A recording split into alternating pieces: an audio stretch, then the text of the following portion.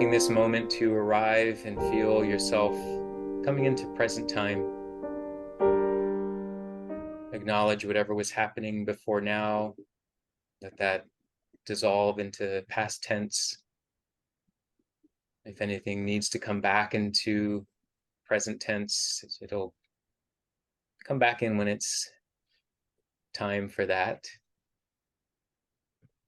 But for now, acknowledge you're doing your best to carve out this hour together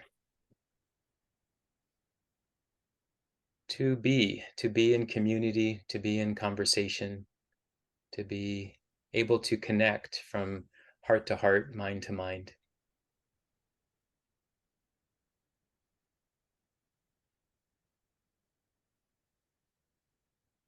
Come back to this feeling of the self connecting to the ground. So whatever surface your body's touching, feel that as a grounding point. Whatever part of the body is the highest, reaching upwards, feel that as the uplifting point.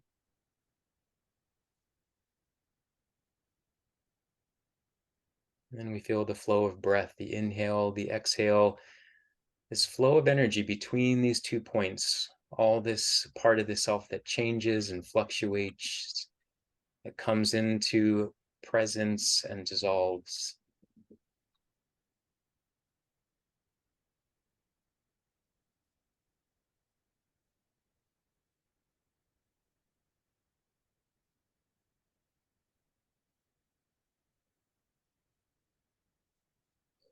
Take another few moments with your breath. Maybe you can slow the breath down if that feels good and useful.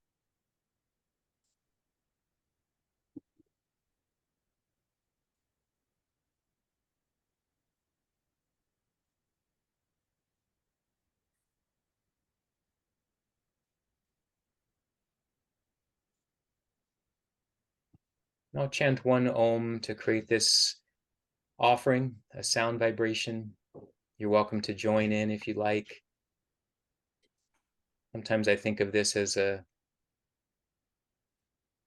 way of cleansing, clearing, reestablishing baseline. Let's inhale. Om.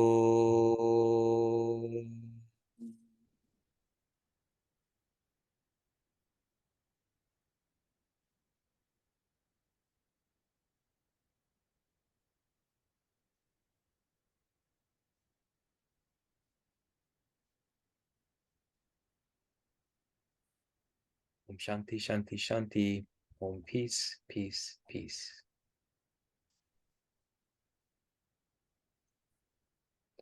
All right. And on that note, this is our TLP Talks, TLP, Truth, Liberation, Peace. And I'll just do a brief share because Tasha and Lars have been hearing this now. But essentially, I came up with this idea from reading I've been doing and with recent events going on, that this idea of wanting peace sometimes feels like the only way to get there is to actually have to go through a few steps first. And then if we try to just wish for peace, it almost feels like it's wishing for silence of those who are being oppressed. And it doesn't actually create resolution. It creates an illusion of comfort for some people.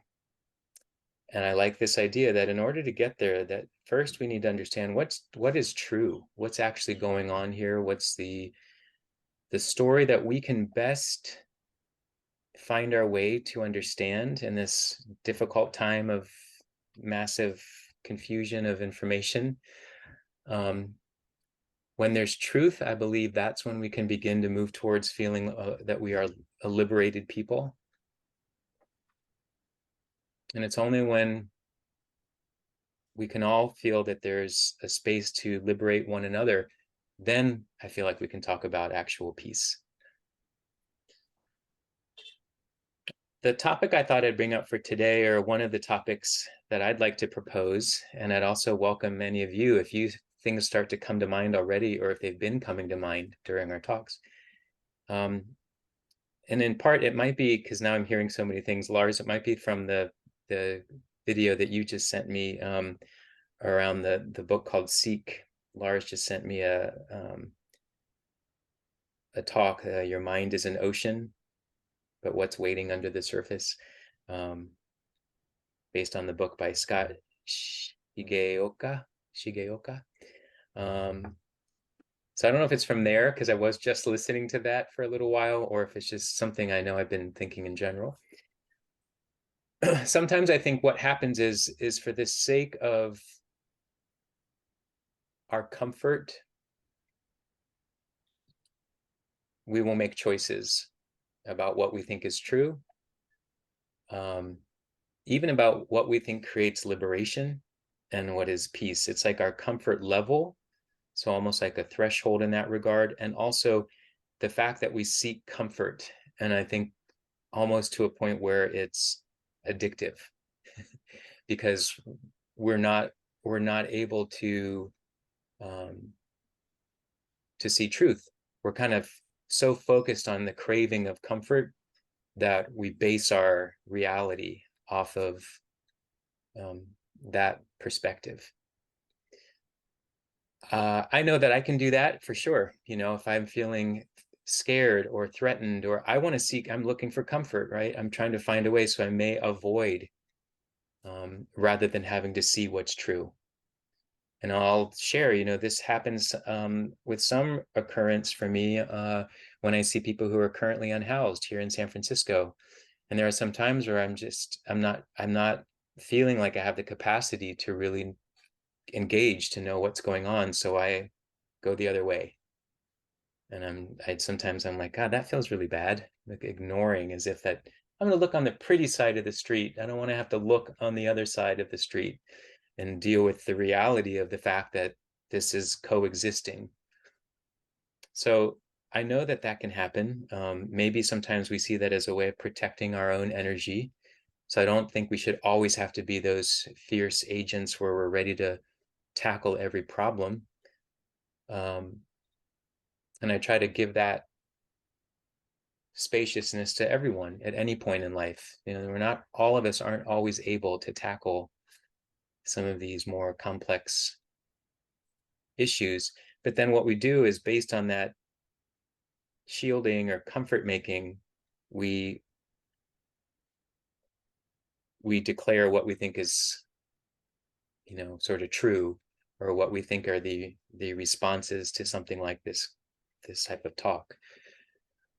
So that was something I would throw out there today. Like, what is that okay? Or what can we say about that? The value of taking care of ourselves. Is it self-care? Is it overindulging in our comfort? How can we change that? And I still feel like I'm on the topic of finding out what is true. You know, I've had several conversations recently where I'm talking with somebody about what's happening in the Israel-Palestine conflict, and we have very different stories. And his story is true to him. My story is true to me. Mine's based off of things that I'm researching and understanding. His is based off of a lived experience in Israel. So is one of us right and one of us wrong? So that's my diving board. Maybe that's a low diving board. Maybe it feels like a high diving board, but whoever feels like stepping into that.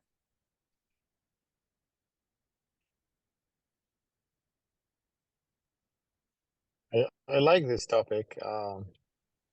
I well, I mean, what got into my mind while you were speaking, it could be also, let me put it that way, part part of why we like try to look the other way, or probably, I would say, like with what's happening, my experience with what's happening now in Israel and Palestine.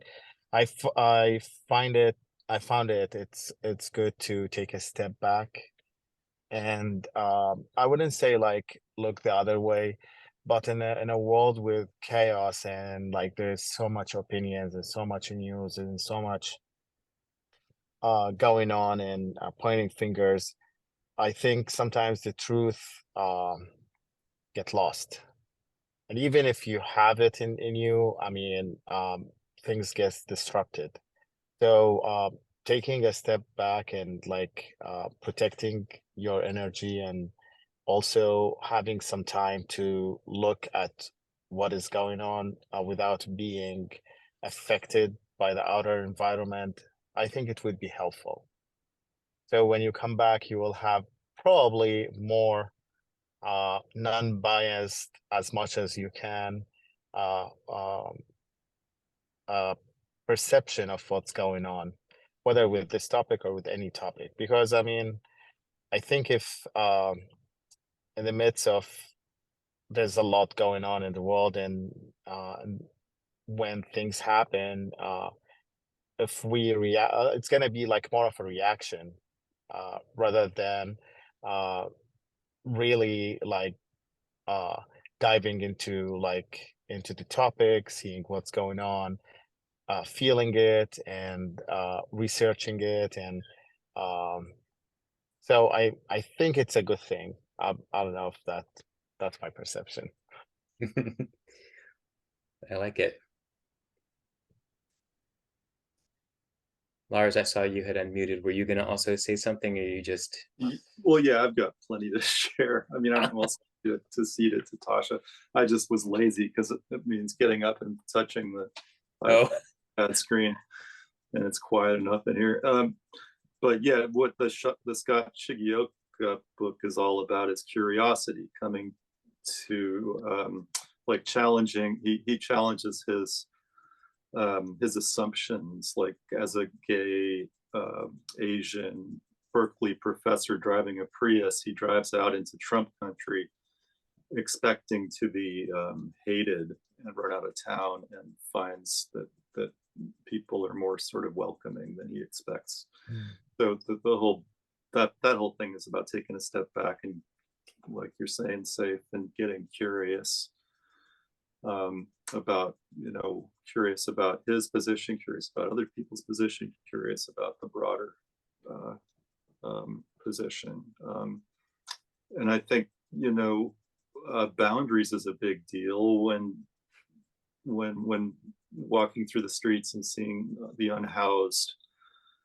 I imagine attachments, like old attachment stuff comes up where I get anxious and I would just want to avoid. And then there is the opportunity to kind of challenge my assumptions and go toward.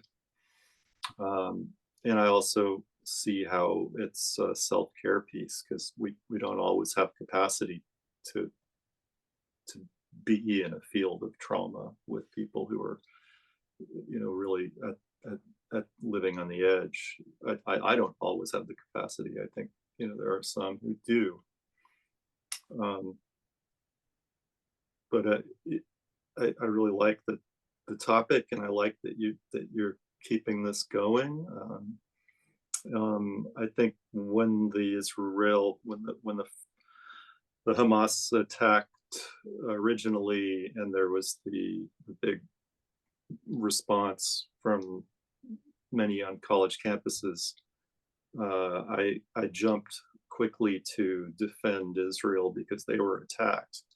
And then as I learned more from the history, got a history lesson that I never had, I started to recognize that there was truth and lies on both sides. And the more I kind of deepen into the whole thing, for me, it's about that the truth for me is about our connection, and the easy kind of way to get completely tangled up is to believe that we're separate, and to believe, for instance, that we can annihilate all of Hamas is like me saying I could annihilate all of my shadow parts, all of my greed, hate, and delusion that comes up when I'm in meditation, and I get to meditate a lot because I'm a lifeguard.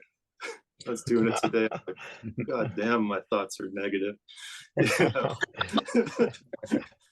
But and they really don't need to be. So I think that's kind of, for me, that's what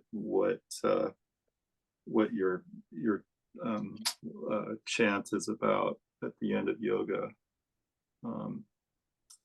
The truth of immortality. How does it go again? Well, one of them, the lead us from unreal to real, lead us from darkness to the light, lead us from the fear of death to the knowledge of immortality. Yes. Love that. Yeah, because this is, I think, what happens, and I'll tie in a little bit from what I'm hearing. We've talked a little bit about this before, but this idea of a reaction to a situation is usually bound in our emotions, because something happened that triggers something that we relate to, that causes either fear or anger or, you know, some pretty hot emotion. And if we create our truth based on that, that's vibrating at a certain level, that's in that reactionary, emotional, an eye for an eye type of way of living. Versus if we can reflect on it a moment and pause and consider, okay, my emotions got triggered, I'm in a heightened state, but what happens, how will I look at this when I settle myself? Typically what happens when our nervous system can settle more, we get into a broader vision state. We can open the aperture of the lens, and we can take in more. Oh, now I can see not just this one block, but I'm taking in the city, I'm taking in the state of our world. I'm kind of able to review. And that's not possible when we're in that initial reactionary state where we're just like, oh my gosh, protect or fight, you know, there's the fight, flight, or freeze situation, which is a beautiful, valuable part of our nervous system, but it's not sustainable. So if we try to always live from that place and then always react and respond to life based on that initial fight, flight, or freeze place, it gets exhausting, and then it requires a lot to uphold that place, and then and essentially we start to convince others to stay in that state. And that's sort of what I feel like has partially happened, versus when we can take that step back, we can be, let me think how we got here. And I'll talk a little bit more about that in a moment too. I have another topic related to that. But Tasha, I saw you unmute. Yeah, I think my thing as of late is, while it's all great and wonderful to try to help other people, you kind of have to check in and see where you're at. So as much as I care about the person who doesn't have a place to sleep tonight, do I have a place to sleep tonight? Like, it's almost like I have to make sure that my self-care is regulated, my needs are met before I can reach out and then put my hand toward others. And I think that can apply toward your mental state, your physical state, any sort of way that you think that you can help someone else. If you're not able to heal yourself and be in a good position, at some point you're only spreading the poison that you are to other people. So it's almost like, can I get a self check first? Can I see, okay, am I doing this, what is it, altruistically? Am I doing this for my own selfishness? Will this make me feel better and that's the only reason that I care? Or is it that I see an issue that I feel as though I have the capacity to help and solve, or at least create a little bit more comfort around it so that maybe that person can help themselves? It's like,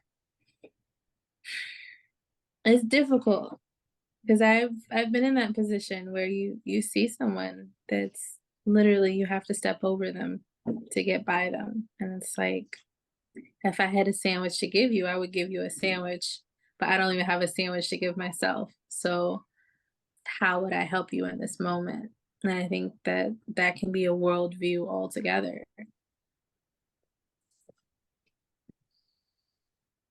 I wonder, in times like that, is there anything, and what can we do so it doesn't just become that we just sort of erase that happening, but we can find a way to build something in us that either has empathy or compassion or some sensitivity to it, or is it something we do just have to go, for now, I'm shutting this off because otherwise I don't have it. I don't have any compassion. I don't have, when you're speaking, Tasha, I think about this idea I've heard where first we have to fill our own cup, and that anything we give is the overflow of that cup.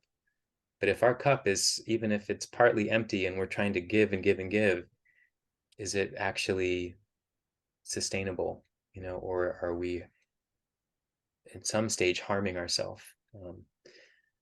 So I don't know. I like to challenge that in myself sometimes, because I don't know if my cup ever feels that full. There's always something that it's, but I also feel like I have a capacity to pray for folks. I have a capacity to just, I mean, when an ambulance goes by, I'll put my hands on my heart and I'll just sort of send out, and I hope everybody's going to be okay, or I hope it's, eventually someone finds comfort. And maybe I'm fooling myself that has any benefit, but it's a way to help keep my nervous system a little more settled, because otherwise I'm like, oh no, oh my gosh, there's all these. I'll tend to run more of the nervous energy side and panic. That's a little more of has been my natural state, where yoga has really helped.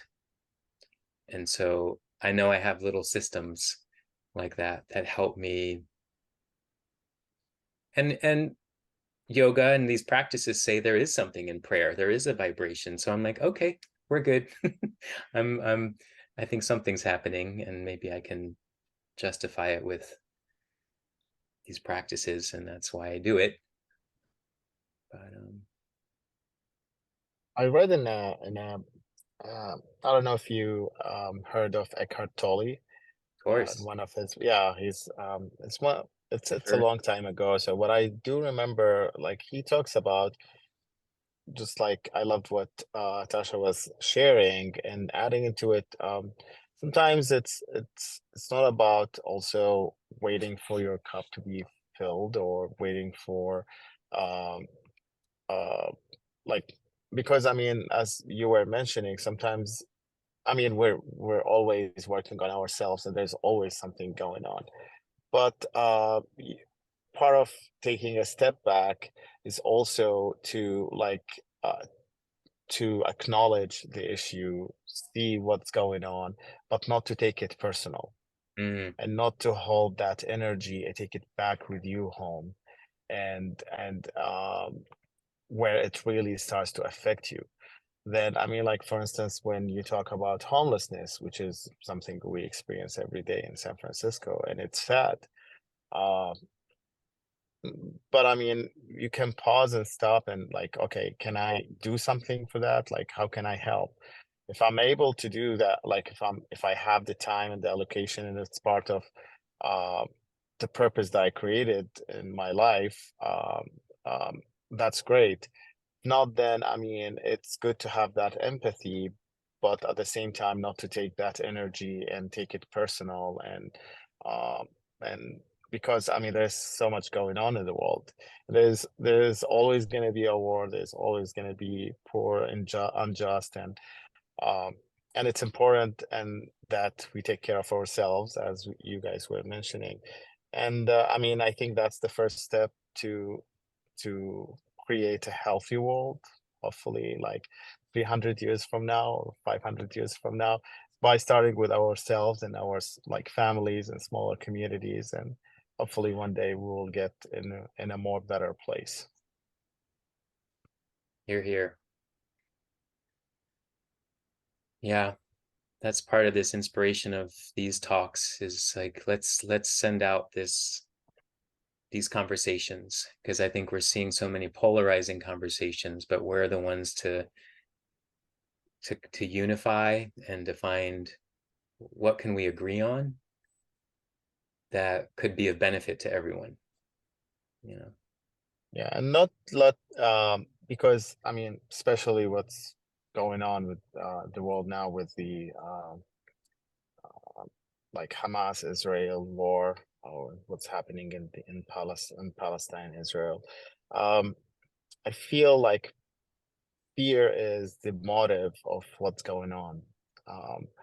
people like are afraid from each other. There's fear in the Jewish community, there's fear in like in the Arab community, and it's been instigating all this hate and all this blaming, rather than like trying to focusing on finding a solution, which is definitely violence is not the solution for what's going on, because I mean, there's a proven record of how what happened after 9/11, and we had two wars after that, and we still have the same issue. The world is not a safer place uh, or a better place, and it hasn't solved the problem. So and this is like not long time ago. This is we all lived through this, so we know this is not the solution.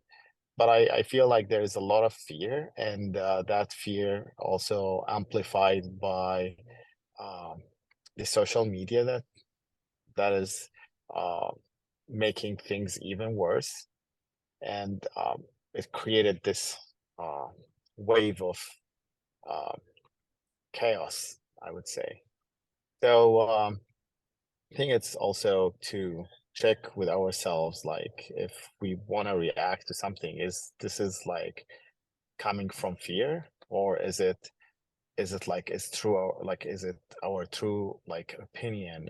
This is what how who we are. So yeah.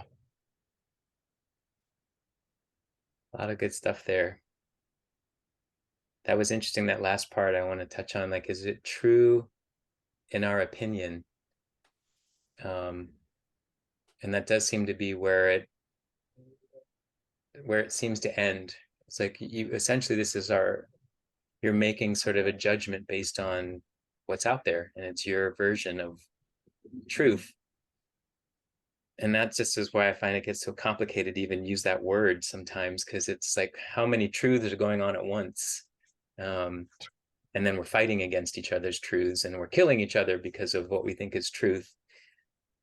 And I'll also challenge you a little bit, because one of our talks, and I think Vatasha, you might have brought this up in a way, that yes, I think social media is creating an intensity, but I'd also feel like it is helping us see in a way we've never seen Definitely. before.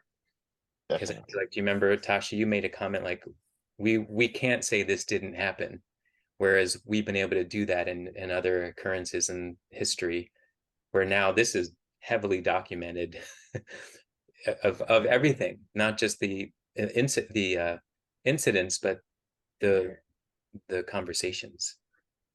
Yeah, but my issue is always like this invisible hand that we really never talk about. That most of the time that governments lead to they used to be very heavy-handed in news and any way that you spread information. So now at this point, you kind of have to consider, have they gotten smarter? Have they decided to kind of boost these more negative posts and kind of like mute the ones that are trying to spread the knowledge so that there's no fear, so that you share with one another and give each other your perspective. Maybe those things are being more squashed. Maybe we're not actually even seeing it. It's not going to get a million views when someone's just being honest and open, rather than, oh, well, I'm going to bomb you and I'm going to show that on TV. Okay, we're all going to watch that, but we're not going to watch that person who's just trying to sympathize with the person that they don't um, have an understanding of. You know what I mean? So it feels controlled to a certain degree, and I hate that part of it. I thought we were finally at that moment in our history that we can be completely open with each other without any outside influences. But at this point, in these conflicts that keep getting egged on through social media, it's like, is there also someone that's trying to push these narratives into further conflict instead of resolutions? I love that, Tasha. This is how I feel about it too. And I also, but what I feel is the difference, like, I mean, on the positive side or on the other side, where can be um, give accessibility to people to share their experiences. So I lived through the Iraq War, and what I feel in this war, we are capable sometimes, if we are able to like to follow, or like, you know, there's a lot of algorithm and how like posts show up, but to have to experience civilians experience or what's going on Earth, what their day-to-day life is. Because I think before it was just a matter of like, you sit, you watch the news, there's like 3 minutes in news, which could be like biased in one direction or other. If you are if you are like well-informed person, or educating, you try to see different perspective, you'll watch different channels, but it's a matter of like 5, 10 minutes, 15 minutes, an hour, where politicians and analysts will talk about it.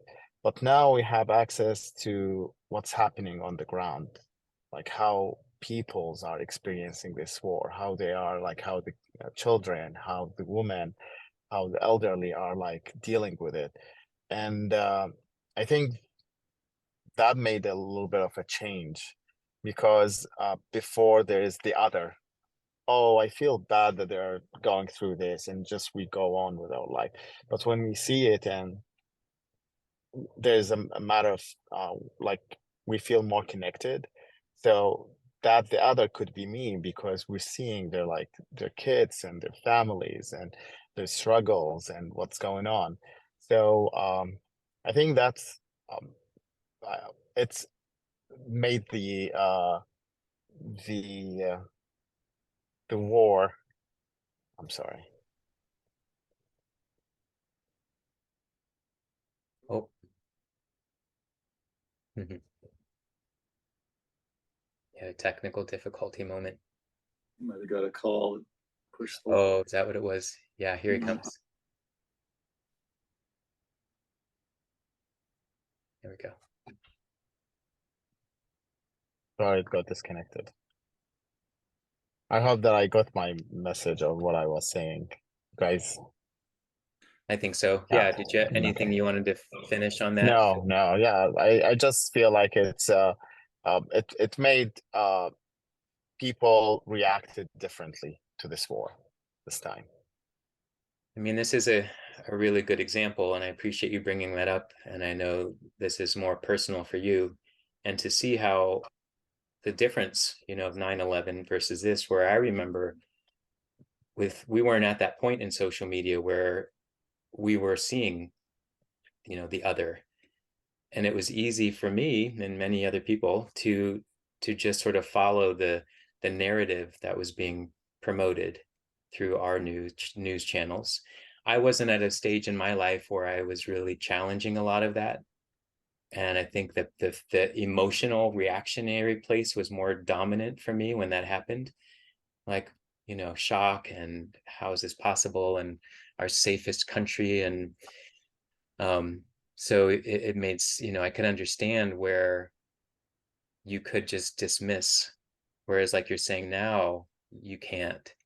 And I can't help but to also constantly think about the fact that we now recognize that was a mistake.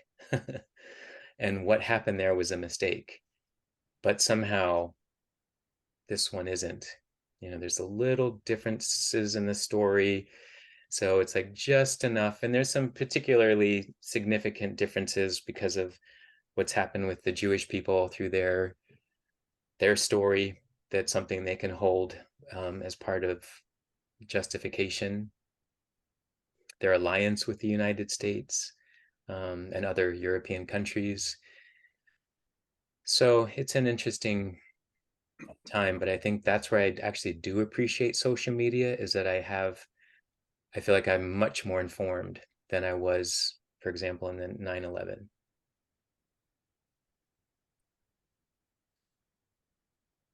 I think remembering back to the bombing of Baghdad, that there were images and photos on the front page of the bombs going off over Baghdad, and it was sort of abstract. But now when I turn on PBS NewsHour, they're showing like literally wounded children, you know, in the aftermath of bombing. And I mean, to be honest, like I need to actually protect myself from seeing that kind of stuff, because once you see it, you can't really unsee it.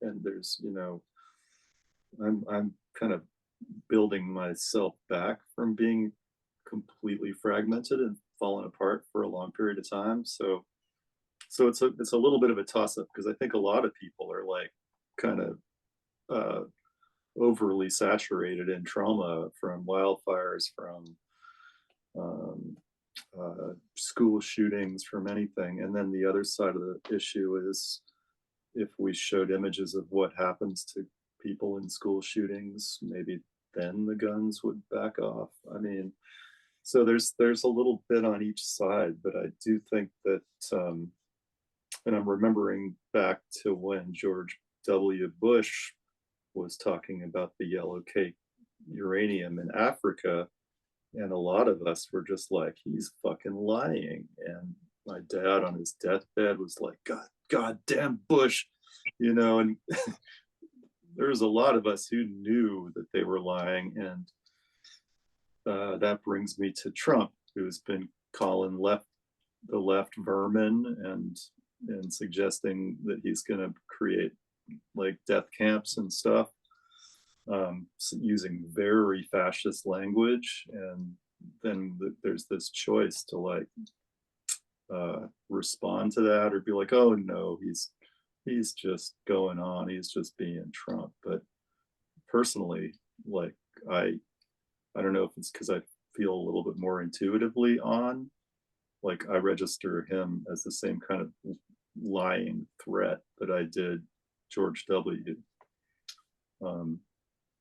And anyway, I mean, again, he's not separate, because that's his whole MO, is creating separation by saying, you know, you over there are the enemy and need to be destroyed. And so when we do that back, then we just keep the whole thing going. But if I notice, no, there's a part of me that's that also scapegoats the other, that makes that has in the past, you know, made up stories, you know, I can choose not to be like that, and show that side to the world. Because when we just keep doing this us versus them thing, that's the lie that keeps us hating each other and killing each other. Yeah, 1000%. Like, people ask me, why do you practice and why do you want to teach yoga so much? And it's like, because what it does is it builds a level of connectivity. And I understand in one aspect that we're experiencing a shared trauma. And I can't quite say that's a bad thing, because we're not experiencing it firsthand. It's like, I guess in terms of PTSD, there's like different levels of firsthand experience, where if you're seeing something happen, you still feel like you're living it yourself. But the shared trauma in itself, it's something that creates the empathy, not the sympathy. Because sympathy can be non-relatable. You can take sympathy and say, oh, but I have no relation to that, I can't put that on myself. But when I can empathize with someone and I feel like I'm connected to that person, then it changes my behavior toward that person. And I think that's more profound than anything, especially during times like this. The thing that we always need is unification. As much as we disagree on this and disagree on that, as long as we find a way to connect to one another, to say that I am you and you are me, then the world changes in itself. Yeah, I love that. That's so that's so true and resonates. How, because I feel like eventually civilians on both sides, no one wakes up in the morning and feels like, oh, I want to kill like X, Y, and Z, or I want to kill this side. We all have our like dreams and life. We all want to live in peace, but we need this connection and taking away this the fear from the other, so we can build the bridges and try to find solutions and move forward. I think that's what the world needs. Mhm. Thank you, Tasha, for that. Mhm. Yeah, yoga is such a unifying force for that.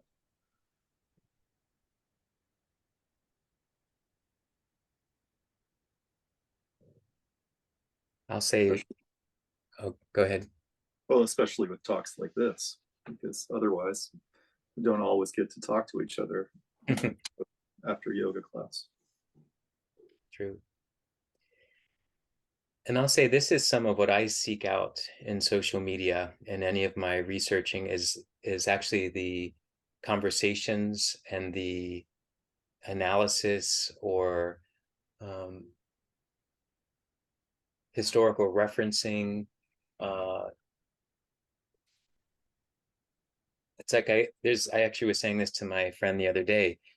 You don't want, I mean, if you keep watching some of the horrific stuff on the ground, like that's not leading us to a changed mind. That just causes more and more stress.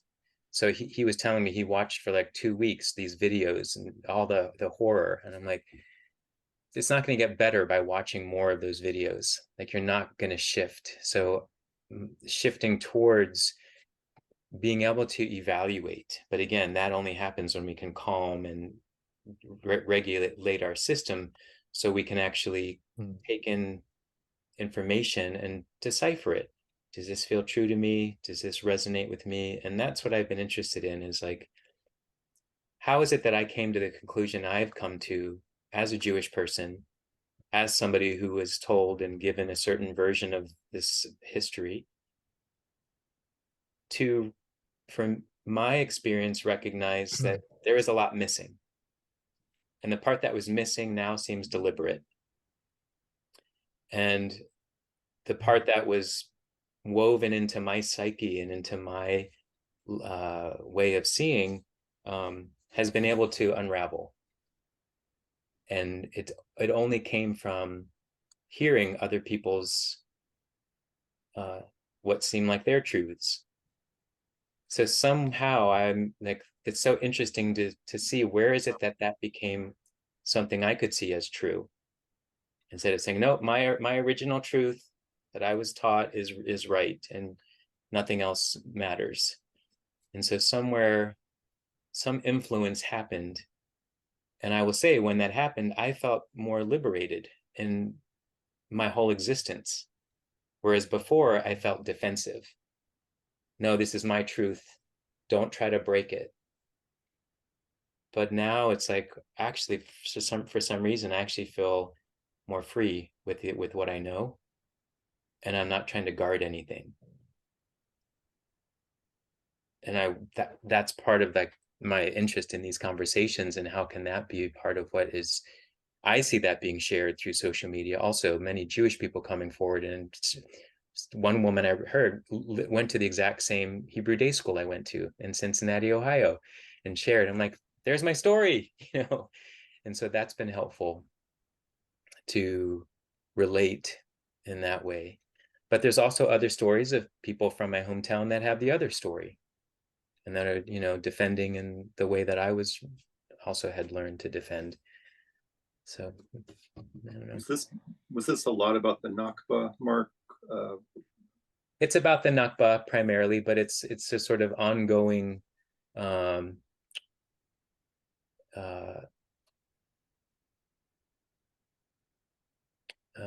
dehumanizing and defiling of a people that is just not talked about, that's been going on, and humiliation and constant sort of pushing people down, so they almost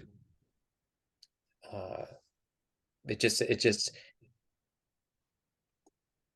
what's the word,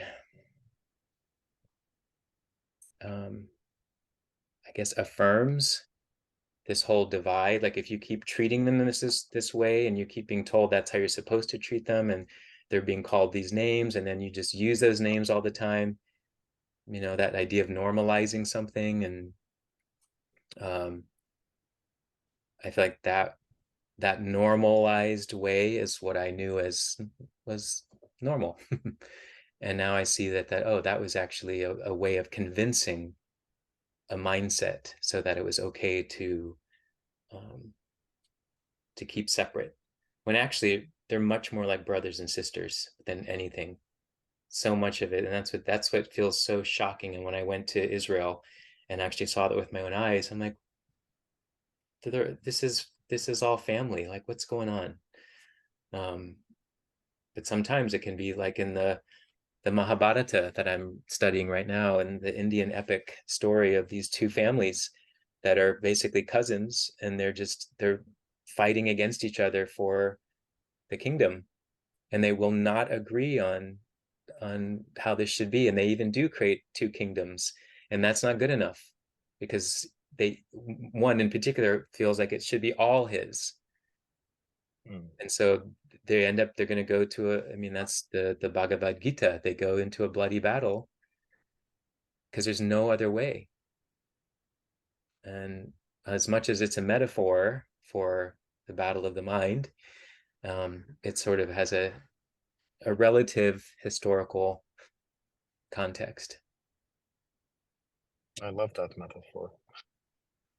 But I also want to, I feel like there is, want to add something, which is what is missing and what we need to be present to is the separation of politics and like regular civilians.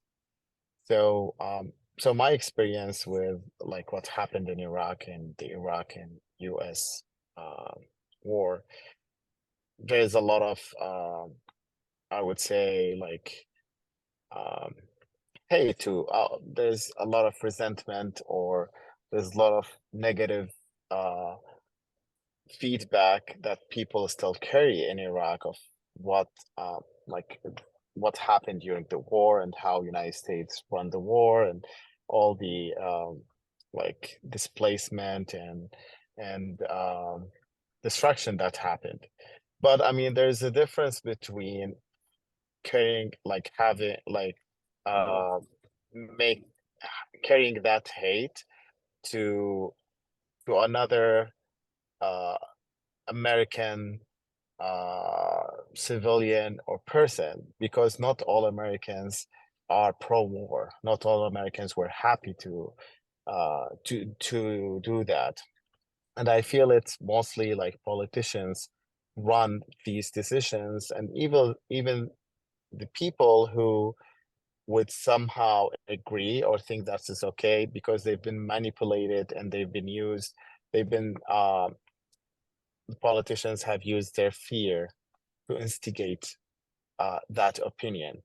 So what Hamas do, or what is Israel government do, or what United States government do, doesn't represent all Israelis, doesn't represent all Americans, doesn't represent all Palestinians. Or I'm pretty sure there are Israelis over there who are fed up with wars, and there's a lot of. I've been following the news before of what's happening. There's a lot of people who are awake and they want to make a change and they want to move forward, and they do see that violence and oppression is not the right path to bring like prosperity on both sides. And it's the same on the other side, from the Palestinian side.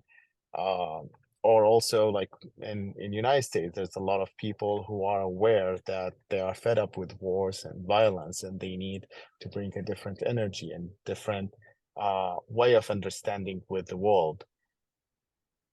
But what's happening now, there's a lot of things are got kind of intertwined, and people think that if whatever Israeli government decides, this represents the whole like people of Israel, and this on the other side. So I think we need to make that distinction so we can connect with the other human being, and so we can understand each other too. Because politicians have their own agenda, I guess. Yeah, thank you for bringing that up. Well, like with Lars is saying, like when we had Trump for president, we certainly all didn't vote for him. And Yeah. if someone were to think of our country, like that's everybody over there is, they're all Trumpers. It's like quite not the case. Neither Netanyahu. I mean, there's a lot Or of yeah, people in most Israel, like, right. yeah, they're not happy with him. No, that's a whole other story. Oh my goodness. Yeah. It's so easy to make all or nothing conclusions. I'm aware that tonight's the full moon, and I was telling Sayf after yoga the other day, I used to work at Tassajara, and I used to go to the Zendo there and meditate with the monks, and every full moon they would have a full moon ceremony. Mm. And the chant was, all my ancient twisted karma from beginningless greed, hate, and delusion, born of body, speech, and mind, this now I avow. And it stuck with me. All my ancient twisted karma from beginningless greed, hate, and delusion, born of body, speech, and mind, this now I avow. Over and over and over.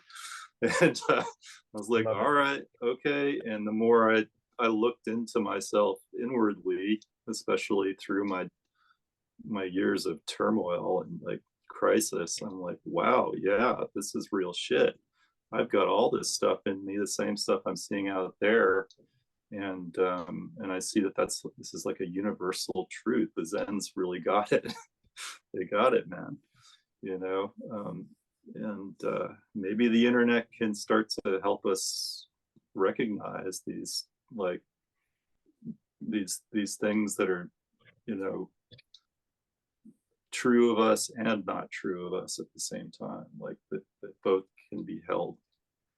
I can hold, you know, both an all or nothing statement, or I stand against killing and hate, and I have it in me too. You know, both of those things are there.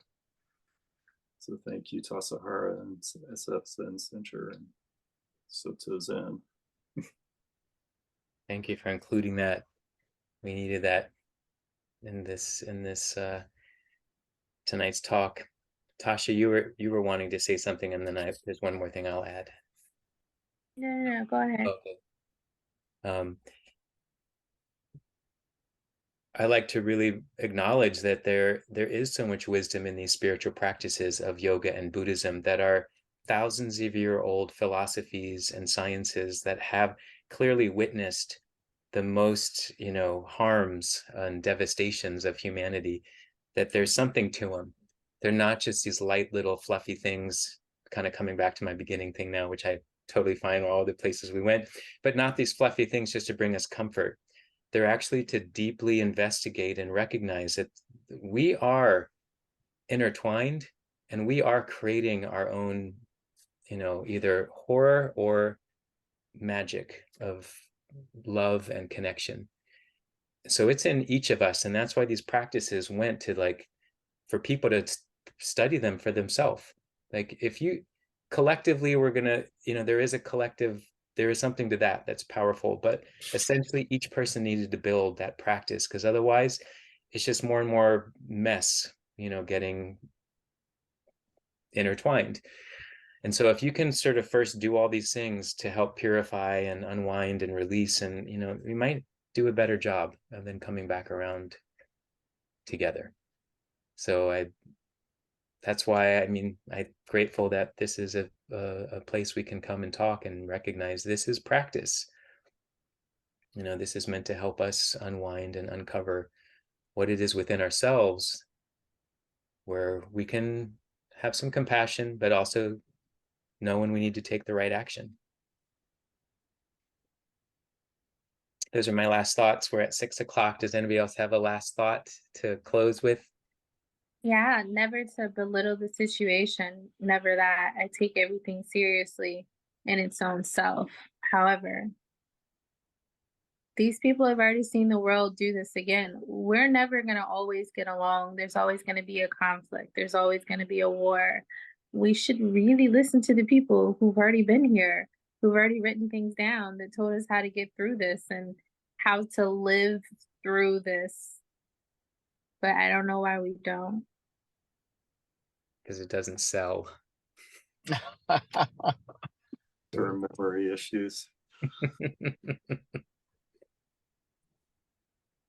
Well, I'm grateful you all were here. Sayf, it was nice to have you in this conversation tonight, and I hope you join us again. I really appreciate Thank it. you for inviting me. I appreciate that. Yeah, I would love to be here next time. Awesome. Good.